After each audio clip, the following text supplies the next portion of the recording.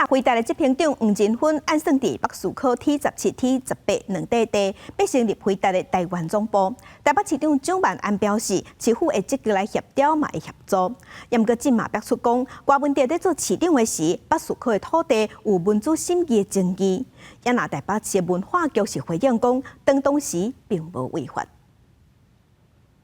回答执行长黄仁勋宣布，台湾总部的地点传出是北市科 T17、T18两地土地，不过目前是新公里收标着地上权。回答要安怎摕到土地资源的变更，北市府伫23要求新修水源开发进度，新修已经伫27回复。依照合约，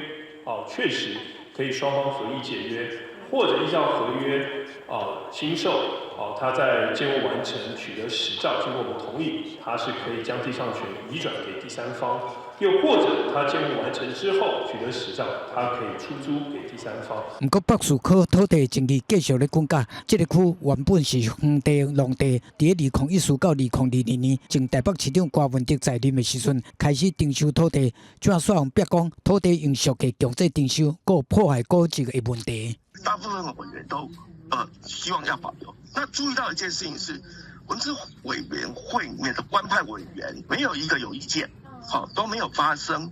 但是投票的结果就是，我们讲他就违反利益回避。文资学者讲，生活北树科的计划速度有真侪漏沟。 亲像范围内出名的历史建筑分用区，原本已经互登记，开发行为拢爱审议，说伫2018年第110届的审议会投票时阵，担任民政局长的纳世聪甲文化局长蒋英峰说离开现场，地主人数无够来留会，过第112届的审议会，照规定无投票权的5位机关代表嘛参加投票，地主分用区无登录历史建筑互拆掉。这个汾阳居跟现在所谓的辉达未来总部所在地，这差得非常的远。这个边角的拆掉，并没有影响到文资审议对整体的这个判断。他征收的补偿是用征收当期的公告现值，现在新的规定是用市价。那北市科当时规定的是公告现值，所以并没有就是报载所谓的用低价征收的状况。蔡世平强调讲，110次的会议